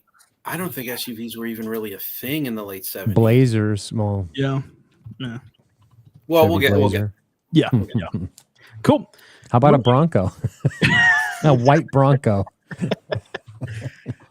That's great. Yeah. Cool. So moving along, Crispy, did you want to take? I know you. So you're getting the soft plate. Did you want to take a helmet too? Yeah, I guess so. I guess I'll take a helmet, official police helmet, not a bike Keep helmet. that noggin see. Yeah. All right. Cool. So unlike me to be protected. I know, right? You're just like, how can I kill my character as quick as possible? I know, and now you're like, oh, you have a helmet? I'm like, a helmet? What? All right. So, Dean, if I could have you scroll back up just a little bit, we got items and bonus to get to real quick. So we're actually going to roll some dice. I need everybody to roll 2d6. Oh, I'm ready. Ready? Let's see if I can roll as good as I did in the race. 9. 9 times 1,000. I got 9K. 9K. I'm rich as hell. 9K. Holy smokes! You buy a house for that. Yeah. Please don't be looking into my finances, sir. Yeah. 5. 5K. Yep. And Bacon, you are free. So I still want you to roll, but you are free to amend your money however you see fit. I got an 8. Oh, okay. The Discord dice roller. Gotcha. The treasury guy is not good with money. No. He keeps putting it away.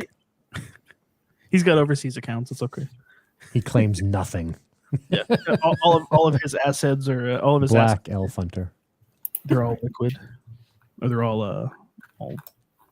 What's the opposite of liquid? Not solid. Illiquid.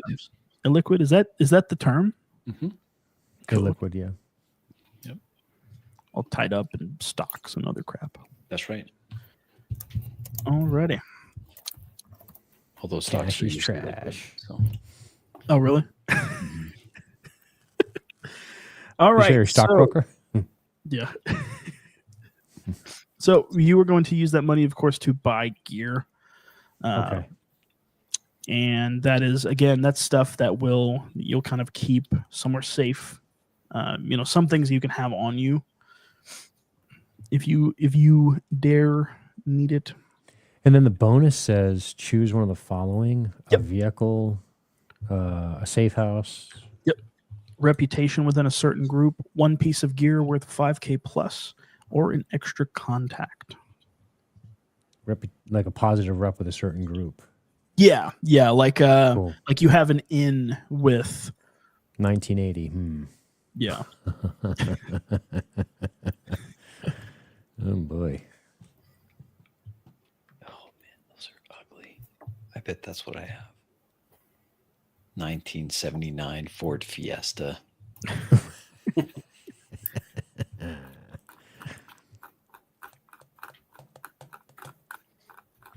Cool. And the gear list is that It's at the very end of the book. Way to the end. Well, not at the very, very end. It's like right before. Like combat. thing. Got it. Yep, there it is. Oh, I see it there.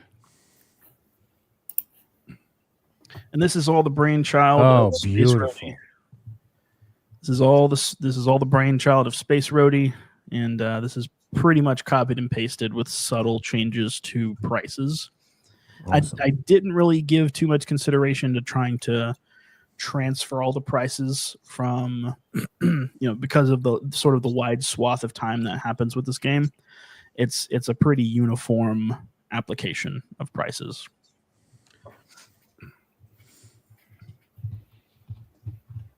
Got it.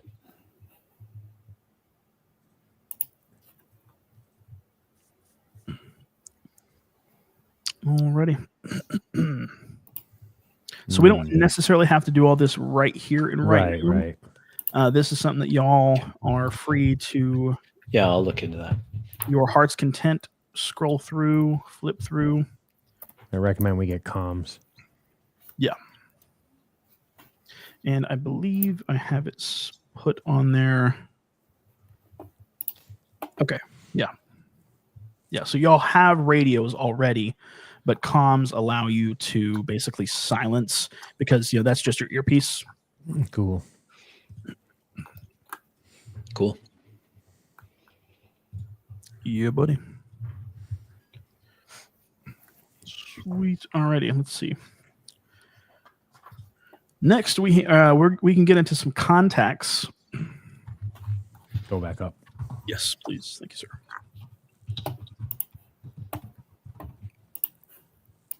I dig.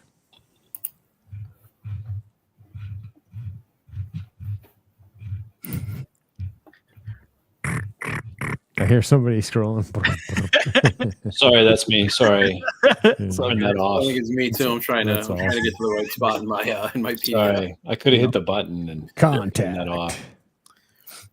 So we'll talk about how contacts work. Each agent gets 6 contacts they can call upon for help at almost any time. Of course, if it's midnight and the person you're trying to call is in the same time zone as you, they might not be awake, that sort of thing. Or they just might not be really happy that you woke them up out of sleep. 3 of these contacts are determined by your life path, and the other 3 are determined by player's choice. Ooh, okay.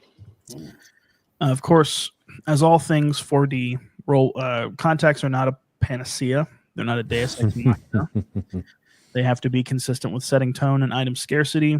So I think I used this example in the last session 0 I did of this game. You can't know the president, Bacon. You can know the Pope. I trust that you will. Not fair.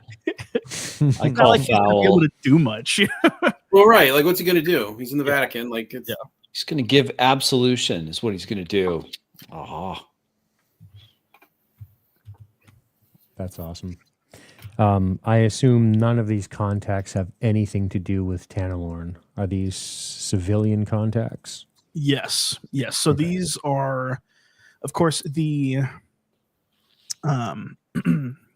sort of the category of the contact kind of informs their abilities. Okay. And the two aspects of this, how contacts actually work mechanically, is they have 2 values to be assigned to them. You have acumen and loyalty. Okay.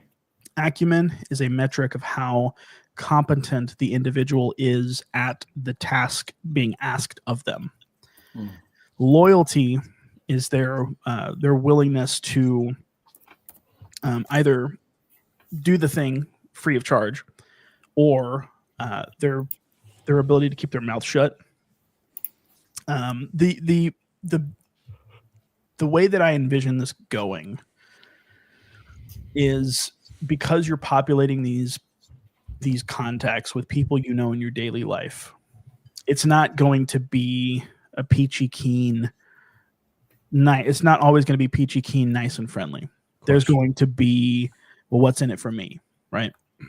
So in the example I have down there, Mary Whitaker is a lawyer. She has acumen 9 and loyalty 6. I envision that being like the ex-wife who became vastly more successful post-divorce, and then you're going to her for help in a situation. So she's really good at what she does, but she might require something of you in order to be willing to go along with what's happening. Now, is this the type of thing where the more acumen they have, the less loyalty they have, and the more loyalty they have, the less Not necessarily. Acumen? You are free to pick somebody. You only have one of each of the highest ones, so you're free to come up with an acumen 9 with a loyalty 8. You just may end up shooting yourself in the foot having a 7 and a 6, if that makes sense. Okay. I see. So I'm looking across at these, and you have one of those two. I'm trying to determine. Yeah. So there are 6 contacts. Each agent gets 6 contacts. You have these contacts have 2 characteristics: their acumen and their loyalty. I got that. Yep. So you have 6 of each. How do you determine what they have though for acumen? You pick it. Yeah, you just make it up. Yes. Yeah, you got it. But you have to, when you pick one of those numbers, you cross it off. You can't use it again. Understood. Yes. Yeah, you assign 1 value from each category to a contact to determine his acumen and loyalty. 1 value per category per contact. Understood. And the way that it works is, after establishing communications with a contact, the player is going to roll 2d6 under acumen to see if the contact can even help.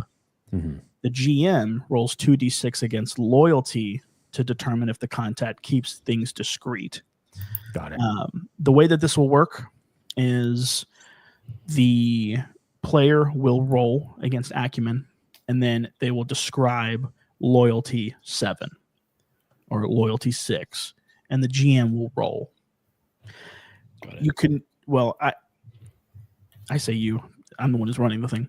I will probably do this in secret just to keep things fun and interesting. Cool. You have my word, I'm not going to fudge, but I do think that's a fun little thing to do. They don't have to be, contacts don't have to be defined at beforehand. They can be something that you pull out of a hat. That is totally fine. Yes, very, very emergent. And then we just role play describing that. Do we need to give you the number? Yes. Yeah. Whenever you, I'm just talking in the role play setting. I would say, look, guys, this is a tough one, but my ex-wife, maybe, I do the role playing, and then I just say 7 acumen. All right. Do I communicate that to you? You don't necessarily mechanically. You don't have to necessarily communicate the acumen to me, but the loyalty I will need. So, because I'm rolling from my own acumen. Yes, got it. Correct. Yeah. So you'll just simply say success or failure for that when I roll. Yes. Yeah. And then we'll role play continually. If it's a success, then you'll say loyalty and then the number, and then I'll roll against that. Yep. And we'll continue from there. Gotcha. So if the loyalty number fails, you don't if the acumen number fails, you don't necessarily have to roll against loyalty. Correct. Oh, yeah. Okay, cool. Yeah. We may kind of play it by ear with that, because there's also the aspect of like, you make them, they failed, right?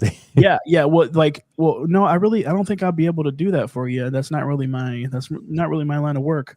Click. Hey, this guy just called me. He was asking me about this really weird thing that was happening. Mm-hmm. You got a buddy that you can call, or like go check on him and make sure he's okay, that sort of thing. Like, you might get people digging into your business. Or what if like the acumen check fails and they get arrested, right? That's Yeah. That's cool. Yeah. Right on. And this is roll under. Acumen is roll under. Yes. Yeah. Everything is roll under. Yes, okay. Sir. That's what I assumed. Yep. Alrighty. I think that is.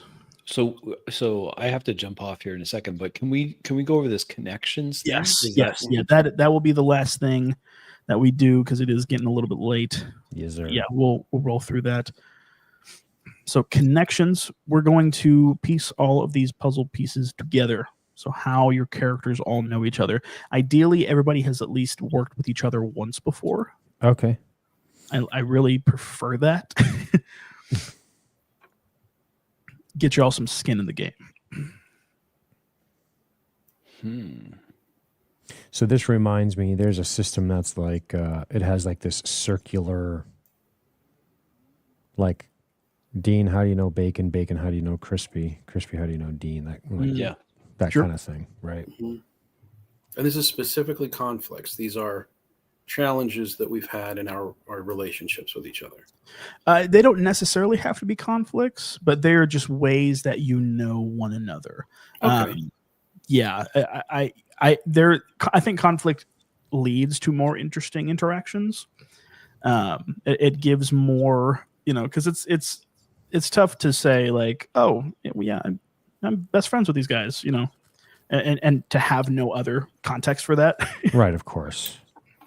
It's in fact, if we're really good friends, chances are we have been at each other before. Yeah. But then again, the Tantalor Agency would put us together for a reason. Like if Not we hated each necessarily. other. Of course, yes, yeah. I mean, of course, if there's like, if you're, if I'm like, I can't stand this Pope's son guy, I can't do this. Yeah, we probably wouldn't work together. Sure, yeah, but there's not necessarily an underlying sort of totally get you another thing happening underneath it. Yep, I got you. All right, cool. So, what would piss me off about Crispy's character? Everything. I'm the tax. Other than everything. The treasury agent, for crying out loud. I do like the idea of Crispy's character sort of being kind of the black sheep of the agency. So you're a journalist, right? Dean, your guys. I was. Now I'm a bit of a night crawler. All right. So let's say part of the reason why you're no longer affiliated with an actual like mainstream press journal, large name newspaper is because maybe what do you think about this? What if I in my ambition to close a case, I kind of strong-armed you to give up a source or something like that? That could be it. How about this? What if I wrote a big piece that was like, sole survivor, why? Coward? Question mark. Is that too much? That's kind of cool. That's kind of cool. Is that too much, or is that like more secretive to your character? Uh, That might be a bit too much. You might hate my guts for that. Maybe. Well, would there be a reason to do that anyway? Because if he's just like rank and file, GI, I'm just a rank and file agent. So okay. I don't even know if it would be worth writing a. But a solo guy who survives some crazy thing is a very interesting story. Yeah, it is. But probably not my ambit. It's not really what my guy's interested in war journalism. He probably was against the Vietnam War, to be honest with you. Or maybe what I did is I put pressure. I used the Treasury office to pressure the Journal to try to strong arm you into giving up some white collar crime, and then you didn't on a matter of principle, and so they fired you. No, I'd give him up. You'd give him up. Okay. Oh, dude, yeah. If you came down on me with the force of the government, like my guy, I need this information. Yeah. You know who wouldn't give him up? Me. That's right. If someone came to me in a confessional and confessed a sin, and you were like, "Hey, you probably have information on this guy," I wouldn't give that up. You're legally required not to give that up. Yeah, well, I think I'm legally protected from. You're legally protected. Right. You cannot be forced. Right. So if you came to me and wanted that information, that could be our interaction. That's ministerial process, or what is it? There's a special term for it. Privilege. Yeah, it's anyway, something ministerial privilege. Yeah. I'm not saying I would be happy to give him up, but I think if in a governmental force capacity, you came down on. Well, I could just say like, maybe I've gotten leads on a lot of the cases I've been able to crack through Dean. Ooh, I kind of like that, and maybe Dean has this sort of like in his background, the other people at the company are like, super touchy with him. Maybe I found that the company was the one that was your former company was the one that was committing fraud or tax evasion or something like that, and you were like the whistleblower. Ooh, I like that. That's a possibility. But I didn't whistleblow because I really like what you do. I whistleblowed because I don't like them. Yeah. Sure. It was just to get back at him. It was that's definitely how my guy would be. He's going to be different than what I normally play, but I think he's probably going to be that kind of dude, right? Like the inspiration for him is going to be Daniel Day-Lewis from like There Will Be Blood. Like I just want, I want to succeed at the thing I'm doing, and when the agency passes me for promotion, when they don't put me in front of the camera with the story, it's like revenge. I'm petty. Coming after that milkshake. I'm petty. Yeah. I like that. But what about this? Why don't I own this? Yes. Right? Yeah. Like that. So I see him very much like that kind of guy. And I think if they did something to me, I might have just called this dude up and said, look. Yeah. You got a fax machine on standby? Let me tell you about Bo White's yacht. Yeah. Let me tell you about Bo White's parties. Let me tell you about Bo White. That's his name. That's who got busted. Right. Okay, so that takes care of Dean and I. How about I don't know what is your official title, Bacon? What's your character? Father. So how about that? Like, what are we going to do with now? Well, if agent there is something called the seal of confession, and if I break it, or if my character breaks it, I'm not usually into talking about my character in third person, but I feel like here I have to add that layer of separation because of what I selected. But there is a seal of confession, and that does protect me from having to testify in court. But more than that, because I just looked it up, it's immediate excommunication that's liftable only by Rome itself. Wow. So that is something I would not violate. So if I have a congregant who is a business guy who's committing some sort of fraud or some sort of laundering money, I am not allowed to reveal anything in confession to you because it's a sacrament, even if I know there's going to be a future crime. If he comes into the confessional and says, hey, I'm doing this, I need absolution, but yes, I'm going to do it again, even then I can't say anything. Wow. So what if instead of that angle, then, Bacon, would you be okay then if my character, in the pursuit of his goal, which is trying to answer the big question, the survivor guilt question, let's say that I'm as a reformed atheist, I'm just really interested in your take on the metaphysical. Oh yeah, have like a positive spin on the relationship. Yeah. So I love that. I love that. I've talked to a number of them, and I just keep coming back to them. Hi, we have good conversations. I'm still on the fence trying to figure it out for myself, but I think that I love that. I like that quite a lot more than having a enmity. Yeah. We're not coming up with conflicts between us yet, though. Not which yet. I think Uriah wants. I was thinking my characters. Well, it's really more. I don't mean to interrupt. It's really more so for y'all. I mean, if y'all can, and this could be even something that we sort of 4D on the fly. These don't necessarily have to be, but I do like these connections that we're already establishing, and then that adds fuel to the fire. I think it doesn't necessarily, in my read anyway, and please correct me if I'm wrong, but in my read, it doesn't have to be a conflict. It just has to be an investment that we have in one another. True. Yes. So if my character is invested in you, Crispy, as shepherding a lost sheep, essentially. That's something I would be very invested in, because that's my driving motivation, is to do well by the church and the congregants. So that's very much in line with my character and how I want to behave, how I choose to behave. Sure. And I really, really like that. I think that's fertile ground for role play. Mm-hmm.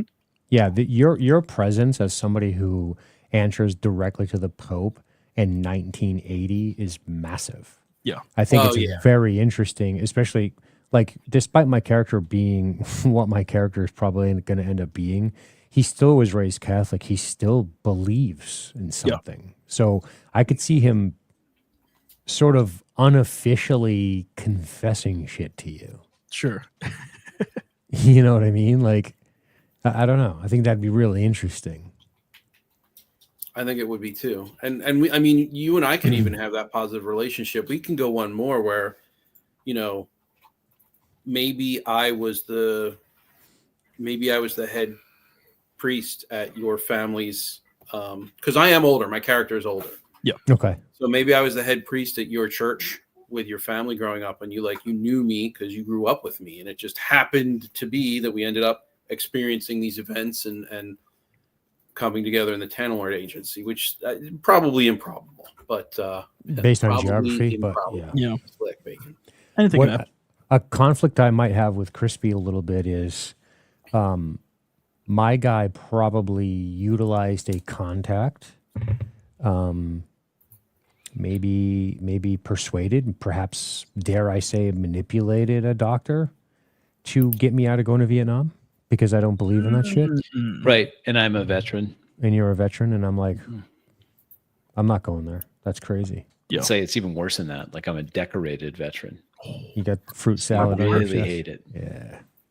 And I kind of have a lot of guilt about it. Yeah. Right. Yeah. That's so. What's interesting is you have guilt about going, but maybe it's a source of pride for you.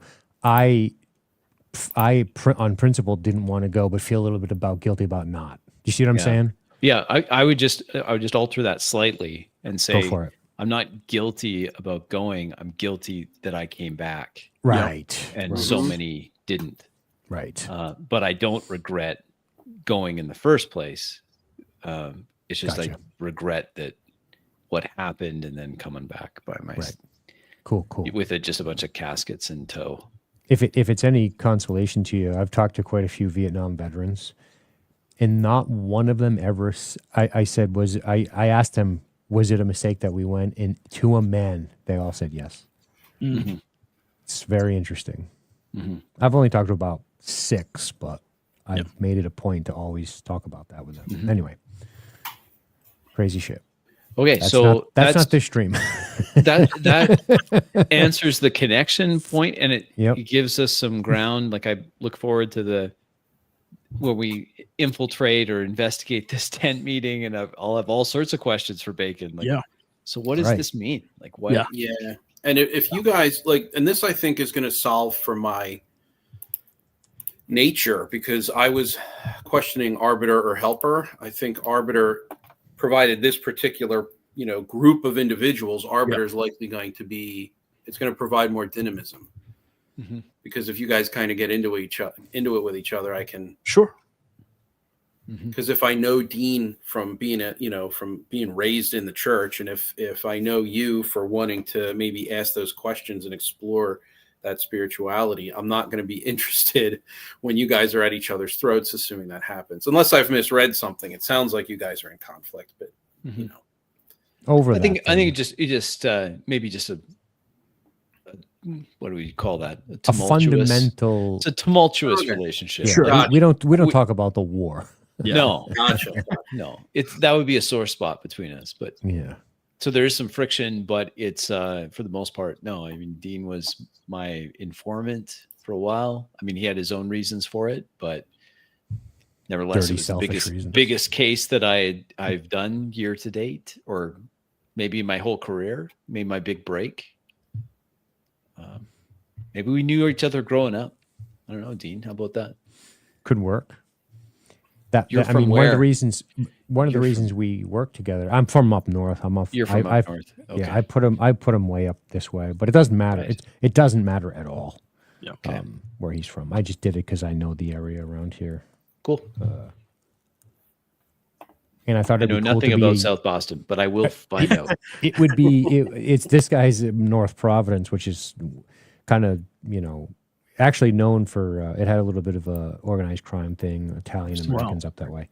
Sure. But there's a really funny Sopranos episode where they go to Atwell's Ave in Providence. But I was thinking, the only thing I thought was it'd be cool to be a Yankee in the South. Like I think that would be an interesting conflict, Sure. Especially in 1980. Totally. That's right. Baltimore. Sweet. South Baltimore. Yeah, Baltimore. Which also, that's where a lot of the events in Red Dragon take place. Right. Oh, this is awesome. Yeah. I am really looking forward to this. I think that'll be a good place to end it as far as the session 0 goes. Was there anything else that we wanted to touch on as far as like character ideas, and was there any questions about the rules? No, we'll figure that out. Yeah. Not so much with the rules. I just had a question. Do you will you be describing dice roll successes or failures, or do you want us to do one of those? What do you prefer? I will say. And how do you want to trigger kind of stress checks? You're just going to call for them. How do you want to role play? He said either that or we can do it. Or we can do it. Yeah. Both. Yeah. I think. If it's a circumstance where you feel, and of course with a game like this, you tend to lean into that a little bit more. So I am A-okay with y'all making your own stress or your own sanity checks. Sanity checks, sorry. Yep. Yeah. You're good. And I will sort of call them as needed if needed, Okay. As far as describing successes and failures, I will, when necessary, I will describe successes. Y'all will describe failures. Of course, in those circumstances where it's not really the case, where it wouldn't make sense for you to describe a failure, I'll go ahead and kind of pick that up. But I sort of give you all the. If you describe one of your successes, I'm not gonna like, hey, what are you doing? Gotcha. Where do you? That's good for me. Yeah. Because combat, there's an extra step with hit location. Mm-hmm. Do you roll to hit, then roll hit location? So you're picking hit location. So you're not rolling for hit location. Right. Yeah, and you get a penalty to the skill when you do that. Yep. Cool. Good to go. Awesome. And then one last question, because I'm so obsessive about this detail. Ask Crispy. He just had to go through this. He's going through it twice, and he'll go through it a third time on Sunday. If I smack a guy in the face, I describe the action of smacking him in the face. But then if it hits him, you kind of like Phil does, he takes over what happens. Like, yes, last night I shot the guy with my shotgun. I did a strike, and he just goes, "You blow his head off." I go, great. Yeah. Okay, cool. Yep. Yeah, because you know their hit points, I don't. Yeah. Cool. Yeah. All righty then. No, it's good. Cool. Well, we just hit the 2-hour mark. We're probably going to call it here because it's getting late and I got work tomorrow. Yep. Awesome. Well, gentlemen, thank you all so much for hanging out and doing this thing. Does next Tuesday still work for everybody as far as recording? Cool. Yes, sir. That's for me. All right. So I probably should have mentioned this at the beginning. I don't know if I did. I don't remember if I did, but this game is going to be featured on Roleplay or Die. So this isn't going to be on my channel. This is going to be featured on Roleplay or Die. So you all won't see it when it happens, but it will be posted at a later date. I'm going to try to get it out before Halloween. I think that would be kind of a cool deal to have like a Halloween special sort of thing. But yeah, gonna be a lot of fun. I really, really, really love these characters. I'm so excited to see how these characters pan out. If we get some fists flying, I think it's going to be even better. Nice. But yeah, with the father? No way. I'll be hiding in his pasture tails. Yeah, it's vestments. Now in the we have a joke in the church. It's like if you're fighting someone, you're laying hands on them, but repeatedly and with force. Yes, there you go. Yeah, but lay on hands. Yeah, nice. But we're looking forward to it. It's going to be a great time, and yeah, be on the lookout for it. So, of course, go check out all these guys. I have all their links in the description. As far as if you're watching this on my channel, I have the links to all their stuff in the description. Go check them out. Please do. Thank you all so much for hanging out and for rocking this out. We took a little bit longer than I was expecting, but that's totally fine. That is a-okay with me. All right. Right on. Thank you, gentlemen. And thank you, everyone. Yeah, you'll have a wonderful day. Thanks, Bacon. Peace and God bless. See you later.